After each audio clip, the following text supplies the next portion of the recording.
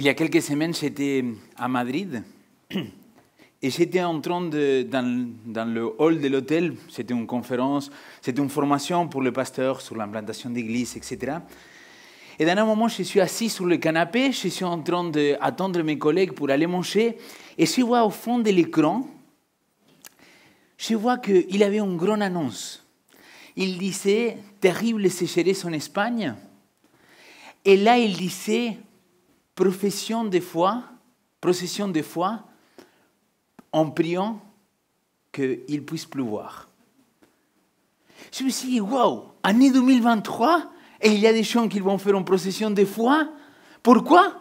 Pour qu'il puisse pleuvoir ». Et ça m'a rappelé à cette histoire-là, que je ne sais pas si vous la connaissez, mais dans un pays, il y avait une sécheresse terrible, mais vraiment terrible.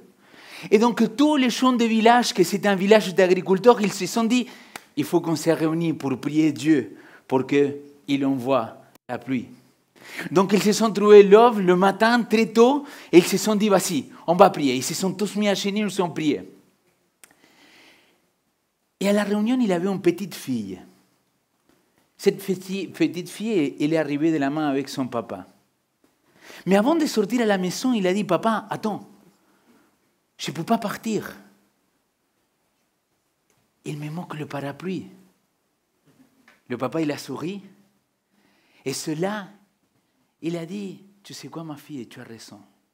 Ce même jour, cet agriculteur-là, il est parti préparer le terrain.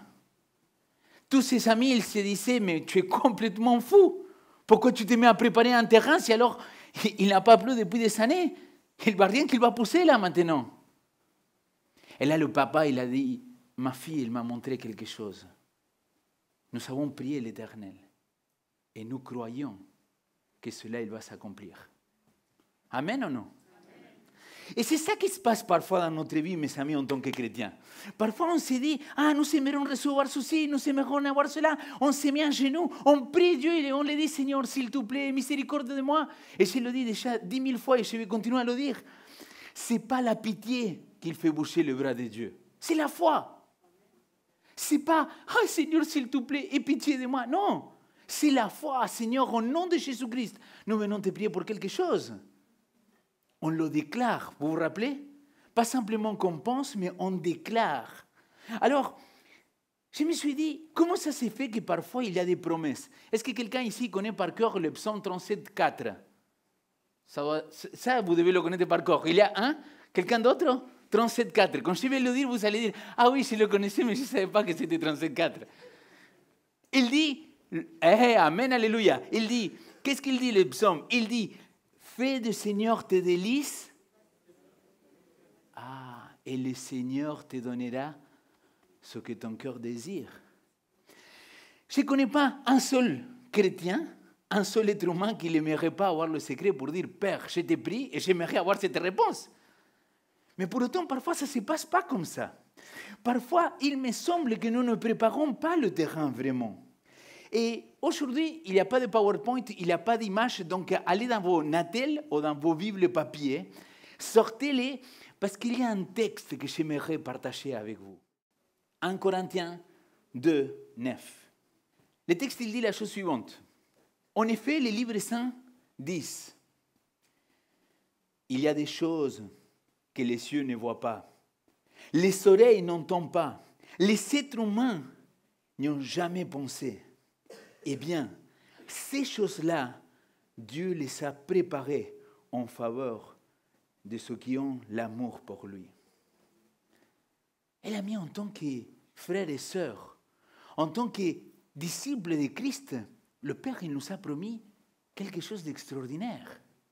Que nos yeux, ils verront des choses qu'aucun autre être sur terre, il a déjà pensé. Il a dit qu'il y a des choses qu'on va vivre dans notre vie, qu'on va entendre des choses. Et la question c'est, et pourquoi parfois les problèmes, les difficultés qu'on a dans nos vies, ils semblent tellement grands qu'on est incapable de regarder ailleurs. Que le seul truc qu'on voit, c'est le problème qu'on a devant le visage. On n'arrive pas à se détourner. On a l'impression qu'on est sous l'eau, qu'il y a un manque qui nous tient en bas et qu'on n'arrive pas à se libérer. et nous n'arrivons pas à avoir cette révélation. Et la question que j'aimerais vous poser ce soir, c'est, est-ce que vous êtes en train de préparer le terrain?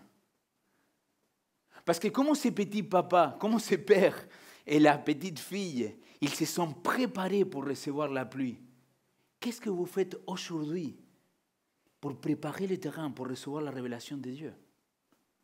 Parce qu'on aimerait tous avoir une parole de Dieu qu'il vienne et qu'il nous dise, écoute Léo, la solution à ton problème c'est ça, ça, ça et ça. Cependant, parfois, ça n'arrive pas comme ça, n'est-ce pas? J'aimerais qu'on parle d'un personnage qui se trouve dans l'Ancien Testament, le Père de la foi. Je vous invite à lire dans le livre de la Genèse, le chapitre 15, au verset 1.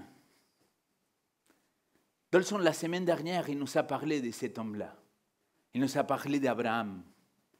Il nous a parlé que quand Jacob, il voit cette échelle avec les anges qu'il montait et qu'il descendait, il a dit quoi, vous vous rappelez? Dolson, il nous a parlé de ça. Il a dit, je ne savais pas que l'Éternel, il était ici. Et pourquoi il avait été ici? Parce qu'Abraham, il avait fait un hôtel pour lui. Vous vous rappelez? Alors, Dieu, il avait donné une révélation. Dieu, il avait dit, toi et moi, nous allons faire une alliance. Et Dieu, il lui promet que sa descendance, il va être gigantesque. Mais à travers le temps il passait, et Abraham, il n'arrive pas à voir que s'accomplissait ce que Dieu l'avait promis. C'est beau connaître les promesses de la Bible, et quand ça ne s'accomplit pas, et quand le problème il devient tellement grand que je n'arrive pas à voir cette promesse que Dieu il m'a fait. Et je dis, oui Seigneur, toi tu m'as dit que tu allais donner ce que mon cœur désire. Mais là, ça fait des mois, des années que j'ai pris pour trouver un mari, que j'ai trouvé pour trouver une femme, et je ne trouve personne encore. Pourquoi, Père? Il y a des gens qui cherchent un permis de construire, un permis de travail, un permis tout court pour pouvoir vivre ici, et ils n'arrivent pas. Et tu te dis, qu'est-ce qui se passe, Seigneur? C'est quand que tu vas accomplir cette promesse? Et si le Seigneur, il voulait te le révéler, mais le grand problème, c'est que toi et moi, nous n'avons pas préparé le terrain. Allons en Genèse chapitre 15. Abraham, regardez ce qu'il dit le texte. Est-ce que vous savez vos Bibles? Dites-moi Amen, levez la main, je ne sais pas, quelque chose comme ça. Je sais que vous savez vos Bibles. Genèse chapitre 15, verset 1. Genèse 15, verset 1. Après cela, la parole du Seigneur parvient à Abraham dans une vision. Dieu lui dit, n'aie pas peur, Abraham. Je suis moi-même ton bouclier. Ta récompense sera très grande. Attends, je reviens. Quand on proclame des paroles comme ça, qu'est-ce qu'on doit dire? Pourquoi? Parce qu'on s'engage dans la foi, n'est-ce pas? Donc, n'aie pas peur, Abraham. Je suis moi-même ton bouclier. Ta récompense sera très grande. Amen. Alors, là, Dieu se présente. Abraham, il a dit, hey, mon ami, je ne t'ai pas oublié, hein? N'aie pas peur. Je sais que ça fait un moment que tu attends, mais n'aie pas peur. Et le livre, dans l'Épître aux Hébreux, il dit qu'Abraham, il était l'ami de Dieu. Et je vais te dire pourquoi il était l'ami de Dieu. Regarde ce qu'il dit le texte. Abraham répondit, Seigneur, que me donneras-tu? Et là, il argumente en plus. Regardez la confiance qu'il a avec l'Éternel. Il lui dit, je m'en vais sans enfant. L'héritier de ma maison, c'est Eliezer de Damas. Abraham dit, tu me dis que tu me donneras une descendance. C'est celui qui est né dans ma maison qui sera mon héritier.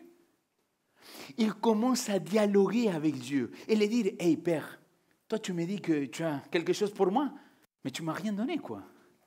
Tu as des promesses très belles, mais ils sont où ces promesses-là? Parce que ma réalité, c'est que ça fait des années que j'attends et je n'ai pas d'enfant. Vous voyez ce que je veux dire? Il attend une promesse de Dieu. Et il va l'interpeller. Seigneur, que me donneras-tu? Au verset 5, 4, le Seigneur, il parle à Abraham. Il lui dit, ce n'est pas lui qui sera ton héritier, Eliezer, mais c'est lui qui sortira de toi il l'amena dehors et dit, contemple le ciel, je te prie, et compte les étoiles. Si tu peux les compter. Il lui dit, ainsi sera ta descendance. Ça veut dire qu'il vient confirmer ce qu'il avait révélé dans le passé. Il vient répéter la parole. Moi, si aujourd'hui Dieu il se présente comme ça en vision vers moi, les amis, je vous dirais que je ne remettrai pas trop en cause la question. Hein. Par contre, Abraham, il se croit qu'il peut dire, hey, mais attends, mais c'est quand? Qu'est-ce que tu vas me donner? Parce que là, tu me dis qu'il a la promesse, mais je n'ai pas d'enfant, quoi. Et là, Dieu, il lui dit, hey, sors un petit peu. Et regardez cette idée-là. Est-ce que ça vous est arrivé déjà d'être sur l'eau, que vous avez l'impression que vous n'avez pas, que vous n'arrivez à respirer, que tu as l'impression qu'il y a un problème qui vient, et l'autre problème qui vient, et un troisième problème qui vient, et un quatrième problème qui vient, et tu vois autour de toi, et tu te dis, mince, je suis entouré de problèmes. Qu'est-ce qui se passe dans ma vie, quoi? Seigneur, pourquoi? Qu'est-ce que j'ai fait? J'ai péché, j'ai fait quelque chose, et tu ne comprends pas. Mais alors, qu'est-ce qu'il dit Dieu? Abraham, il lui demande de faire quoi? De sortir. Il a dit, tu vois, ta position là, tu es dans cette tente-là, tu penses que tu es enfermé là, sors de là alors. Sors de là parce que si tu ne sors pas, tu restes enfermé. Et il y a des fois, les amis, qu'on reste enfermé. À niveau des pensées, on ne voit même pas les solutions que Dieu pourrait nous présenter. Pourquoi? Parce que le seul truc qu'on a dans la tête, c'est les problèmes. Et Abraham, il était en train d'expérimenter cela. Alors, la suite, il nous dit, ainsi sera ta descendance. Verset 6, 5. Il a mis sa foi dans le Seigneur et il lui compta comme justice. Il lui dit, je suis le Seigneur, c'est moi qui t'ai fait quitter Ur des Chaldéens pour te donner ces pays en possession. Il vient réaffirmer à nouveau, s'il vous plaît, regardez la question que maintenant il pose à Abraham. C'est pour ça qu'il était l'ami de Dieu. Parce qu'il n'avait pas peur de challenger Dieu, de discuter avec lui comme un véritable ami. Verset 8. Abraham répondit, Seigneur, à quoi serais-je que je prendrai possession?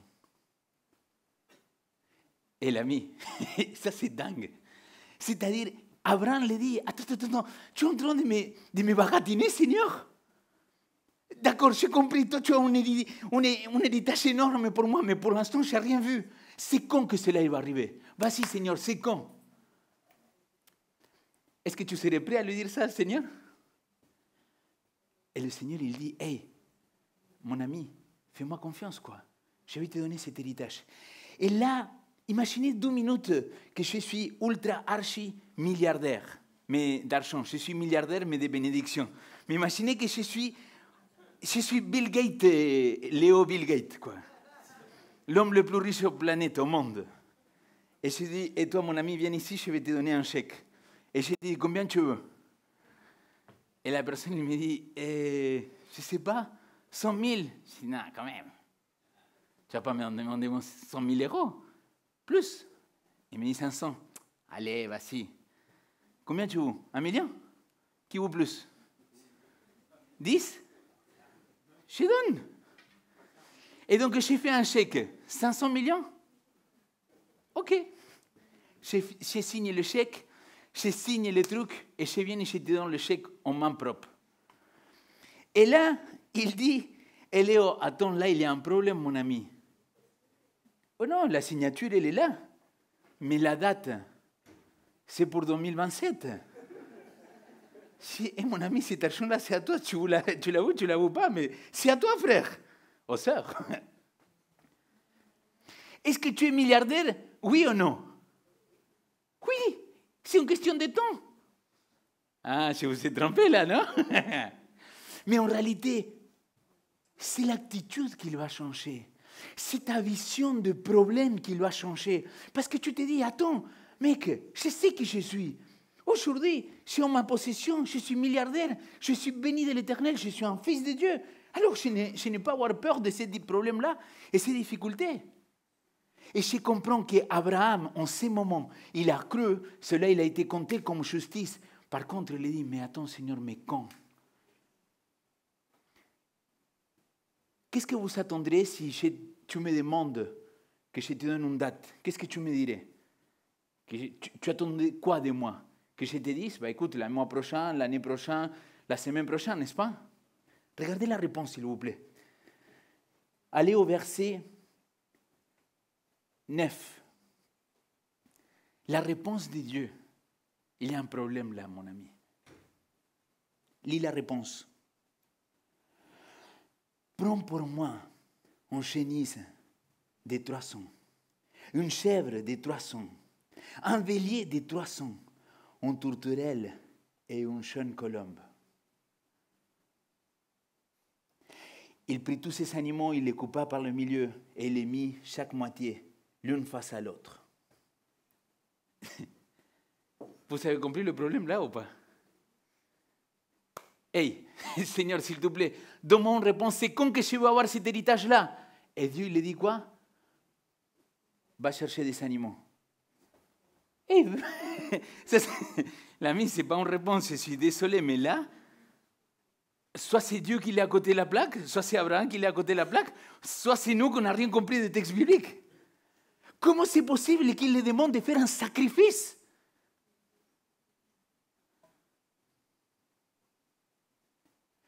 Abraham, il a besoin d'une réponse. Il lui dit, dis-moi c'est quand, Seigneur, que tu vas finir avec ces problèmes. Dis-moi c'est quand que je vais avoir ces millions d'argent. Dis-moi c'est quand que je vais avoir cette femme, cet homme. Ou dis-moi c'est quand que je vais avoir la résolution de ces problèmes-là. Et là, il te dit quoi? Va me faire un sacrifice, s'il te plaît. Et là, on peut connecter avec ce que Dolson il a dit la semaine dernière. Dolson, il a dit que Gédéon, il devait couper, qu'il devait raser les autels de Baal et construire des autels pour qui? Pour l'Éternel. À ce moment-là, Abraham, il dit, ok, là il va prendre les animaux et il va les couper. Est-ce que vous comprenez que pour couper les animaux, c'est un geste assez violent? Il devait les égorger. Il devait avoir le sang qui coulait. Et là, il va mettre d'un côté et de l'autre chaque animal. Et tu te dis, pourquoi Dieu il demande ça? Très simple. À l'époque, on n'avait pas de contrat, on n'avait pas de chèque, on ne pouvait pas se donner la main et dire, ok, on fait un pacte. Ce n'était pas possible. Alors, quel était le pacte à l'époque d'Abraham? Le pacte, il consistait à qu'on coupait les animaux et la personne qu'il s'avait engagée à faire quelque chose pour l'autre, il devait passer au milieu. Et qu'est-ce qu'il représentait, le fait de passer au milieu? Il représentait en disant, écoute, si moi je ne tiens pas parole, qu'il m'arrive la même chose, que tu me coupes au milieu. C'est intéressant parce que, vous savez c'est qui va passer au milieu? Ce n'est pas Abraham, c'est Dieu qui va passer au milieu. Permettez-moi d'aller au verset 17. Après, on va revenir. Il dit, quand le soleil fut couché, l'obscurité devient profonde. Alors une fournaise fumante et une torche de feu passèrent entre les animaux partagés. En ces jours-là, le Seigneur conclut une alliance avec Abraham. En ces jours-là, le Seigneur conclut une alliance avec Abraham. Abraham, il cherchait une révélation pour savoir c'était quand que son problème il allait finir. Et Dieu lui dit quoi? Eh bro, va préparer un terrain quoi. Va me préparer le terrain parce que toi tu me parles, tu veux savoir quand, mais qu'est-ce que tu es en train de mettre en place pour préparer le terrain? Et c'est ça que ce soir, je pense que le Seigneur il a mis dans mon cœur. Alors, en quoi ça consiste aujourd'hui? À préparer ces temps-là pour le Seigneur, à faire ces sacrifices pour le Seigneur, parce que c'est Jésus qui a fait le sacrifice déjà. Il a tout accompli. Par contre, nous aussi, on a une part à faire. On doit préparer le terrain pour recevoir cette révélation de Dieu. Alors, à quelle heure vous vous réveillez, finalement? Bon, vous ne me dites pas exactement, mais à quelle heure vous vous réveillez, plus ou moins? Vers 7 heures? 6 heures? 6h30, bon, Fatima, il a dit 3 heures du matin. Bah, c'est cool pour Fatima et pour Chaussette, là maintenant. Chacun se réveille à un horaire, peu importe lequel. Mais la parole du Seigneur, il dit très clairement en Genèse que Dieu il venait le visiter le matin et le soir. Et dans le peuple d'Israël, il fallait donner une offrande, différents sacrifices, le matin et le soir. Et c'est là que tu te dis, ok, en quoi ça consiste cet hôtel-là? En quoi ça consiste créer cette atmosphère et ce sacrifice pour Dieu? Parce que moi, chez vous, que Dieu il me donne cette révélation, mais qu'est-ce que je suis en train de mettre en place pour que Dieu se révèle à moi? Vous m'avez suivi ou pas? Alors, je ne sais pas à quelle heure tu te réveilles, mais je te challenge à partir d'aujourd'hui, demain matin, de ne pas te réveiller à la même heure. Te réveiller 5, 10, 15 minutes avant. Et écoute-moi ce que tu vas faire. J'imagine que quand tu te réveilles, la première chose que tu fais, si tu es comme moi, tu chopes le téléphone pour éteindre l'alarme, non? Au moins, tu chopes ton téléphone.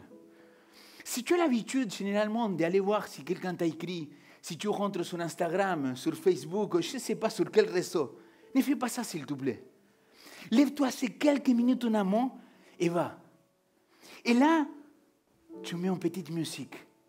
Tu ne pourras pas avoir Dolson avec le piano chez toi, dans ta chambre, mais tu cherches une petite musique sur Internet, tu cherches sur YouTube. Dans la playlist de Vivo, nous avons un des chants instrumentaux, des musiques. Et tu te dis, Léo, attends, pourquoi c'est important pour un sacrifice? Pourquoi c'est important de faire quelque chose comme ça? L'ami, je ne sais pas, ne me pose pas la question, mais va lire ce qui s'est passé avec Saoul et David. Quand Saoul il était habité par de mauvais esprits, il demandait à David de venir jouer l'harpe, de jouer la musique chrétienne, la musique spirituelle qu'il connectait avec Dieu pour chasser ça. Et donc tu mets la musique. Et là peut-être tu te dis, ouais, mais comment j'ai fait maintenant? Je ne connais rien de la Bible, je ne sais pas par où commencer, je ne comprends pas.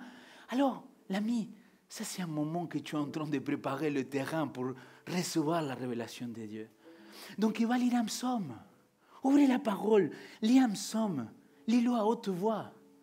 Le livre de l'Apocalypse, il dit, heureux c'est lui qui lit à haute voix ce livre-là.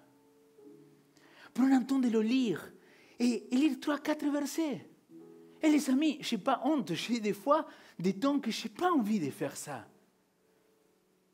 Mais je me dis, hey, peut-être la révélation de Dieu, il viendra aujourd'hui. Peut-être c'est aujourd'hui que Dieu vous s'est révélé à moi. Dans ces moments d'adoration, dans ces moments de connexion avec Dieu. On partageait avec Dol cette semaine. Elle me disait, dans le sacrifice, il y a la notion aussi, ça va coûter quelque chose.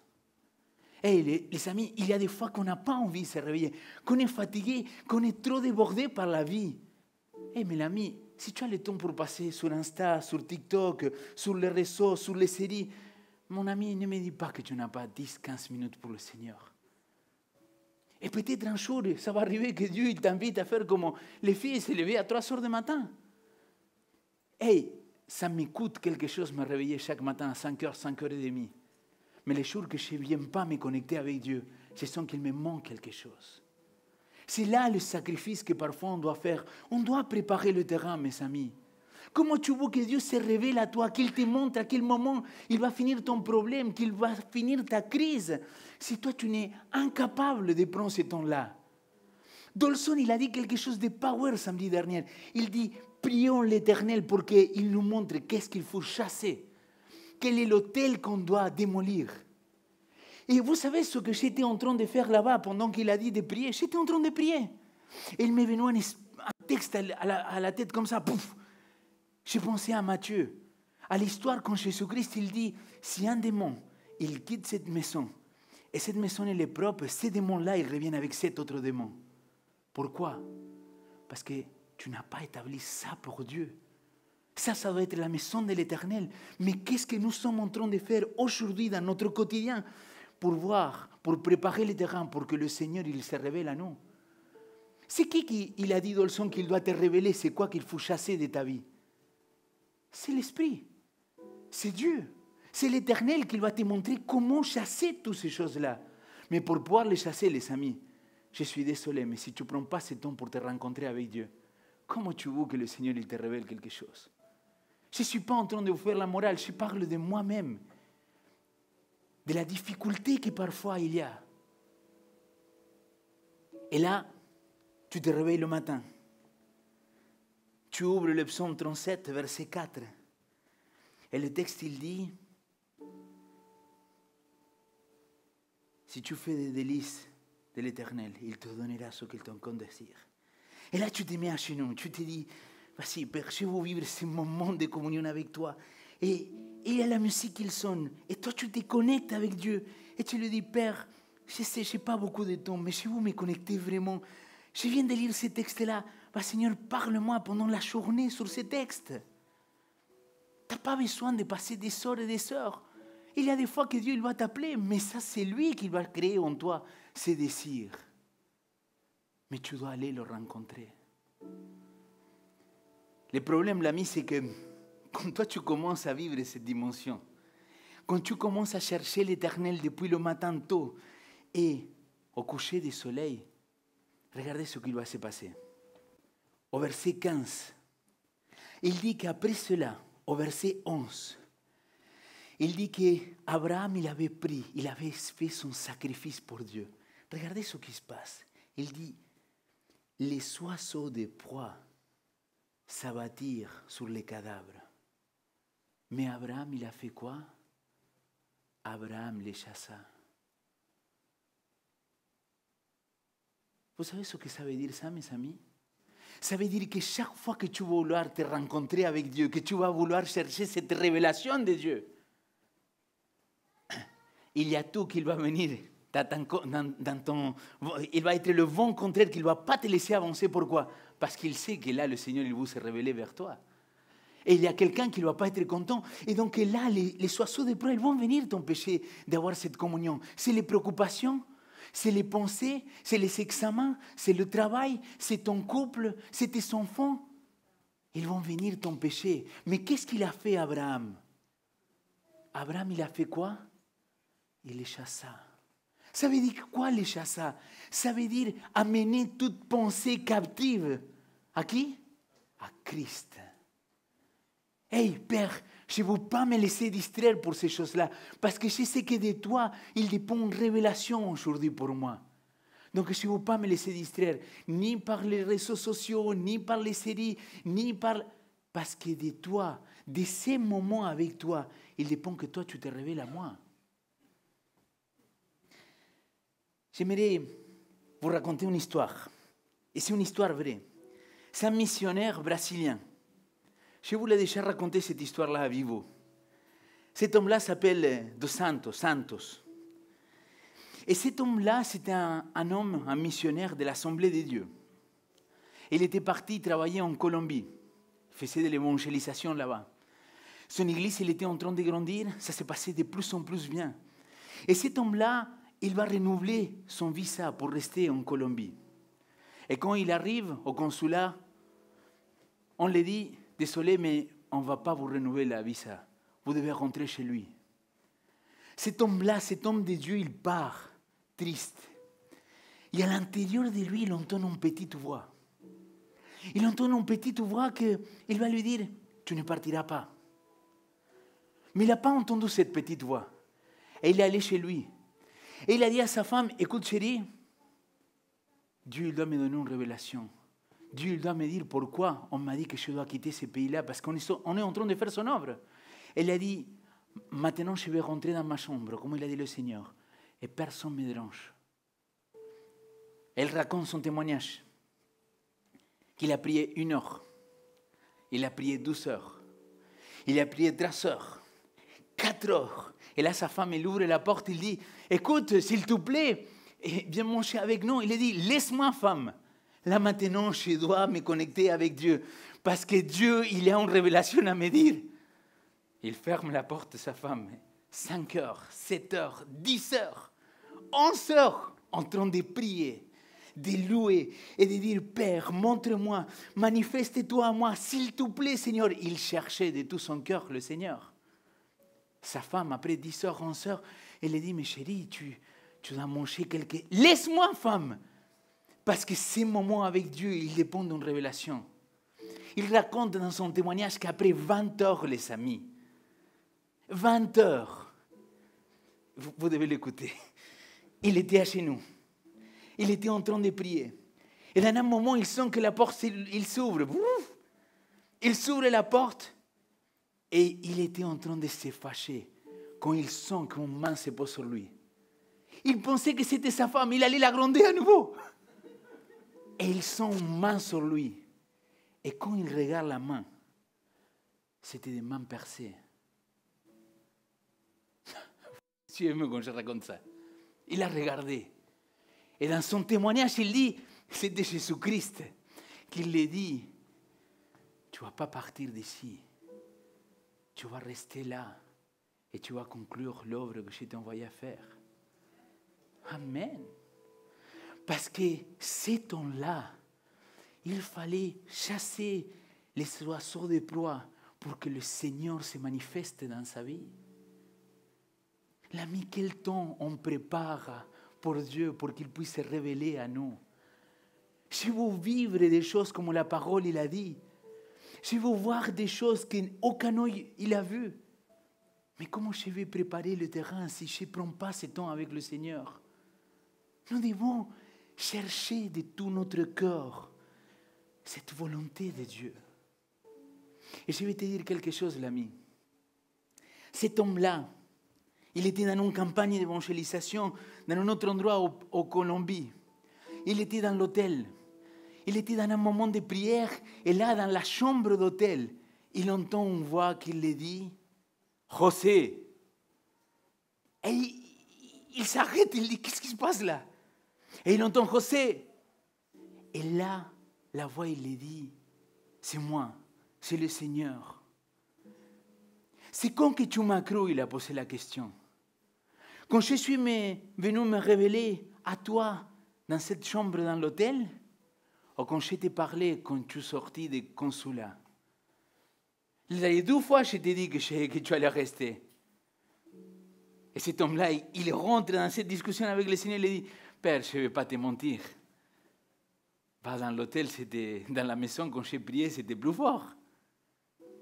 Elle dit, mon ami, c'était moi aussi qui t'a parlé dans ton cœur. Mais pour ça, il faut apprendre à discerner la voix de Dieu. Et pour discerner la voix de Dieu, il faut passer du temps avec lui. Et pour passer du temps avec lui, il faut que j'amène mon sacrifice. Il faut que j'amène cet effort-là de venir me connecter avec lui. Je sais que ce n'est pas à la mode de faire des sacrifices, mais je m'en fiche. Parce que c'est la vérité, l'ami. Il faut prendre ce temps avec Dieu. Et le Seigneur, dans le secret, il va nous raconter, il va nous révéler des choses qu'aucun autre œil n'a vues. Je vous pose une question. Combien parmi vous voulez vous engager à trouver ce temps-là avec le Seigneur? Est-ce qu'on pourrait prier ensemble ce soir pour demander au Saint-Esprit que c'est lui qu'il puisse créer en nous le bon vouloir, qu'il puisse nous motiver pour que chaque matin on vienne le rencontrer? Si c'est la question, je vous invite à vous lever et qu'on puisse prier à notre Dieu et lui demander cela. Père éternel, je te demande pardon, Seigneur, pour tous ces temps-là que tu nous as invités à vivre avec toi et que parfois on a négligé, que parfois on a ignoré, que parfois, Seigneur, on n'avait pas la force, on n'avait pas l'envie. Mais Seigneur, j'espère que ce soir, ton esprit nous a parlé, que nous avons besoin de venir à toi. Que si nous voulons entendre ces révélations, si nous voulons savoir c'est quand que mon problème sera fini, si nous voulons comprendre ce que toi tu as préparé pour nous, il faut qu'on vienne te rencontrer, Seigneur. Il faut qu'on passe ce temps-là de prière, ce temps-là de louange, ce temps-là dans lequel tu nous parles à notre cœur. C'est toi-même que tu l'as dit. Mais toi, va dans ta chambre et dans le secret, je vais pouvoir te répondre dans ton cœur. Car tu connais toutes choses, Seigneur. C'est pour cela que je te prie pour notre communauté de vivants. Qu'on puisse avoir cette intention, ces désirs, ces choix de pouvoir venir jour après jour te rencontrer, Seigneur. Qu'on puisse te donner cette place-là, qu'on puisse préparer le terrain pour que tu puisses nous révéler des choses, que tu puisses nous montrer ce que toi tu désires pour notre vie, que tu puisses nous montrer ce que Dolson nous a dit, les choses qu'on doit chasser de notre vie, que tu puisses te révéler dans nos vies pour comprendre qu'est-ce que toi tu attends de nous, Seigneur. Je te prie pour cette église de Vivo, Seigneur, qu'on puisse continuer à recevoir le baptême du Saint-Esprit, Seigneur, qu'on puisse recevoir cette onction pour te rencontrer et pour continuer cette communion de prière. Père, je sais que l'ennemi, il se déchaîne quand nous venons t'adorer, quand nous venons te louer, quand nous venons te prier. Mais Seigneur, donne-nous la force, comme Abraham, de chasser tout ça, Seigneur, de chasser toutes ces pensées-là et amener ces pensées captives à toi, notre Seigneur et Roi. Donne-nous l'esprit pour pouvoir avoir la force, la persévérance et la passion de te rencontrer jour après jour. C'est ma prière au nom de Jésus-Christ. Amen.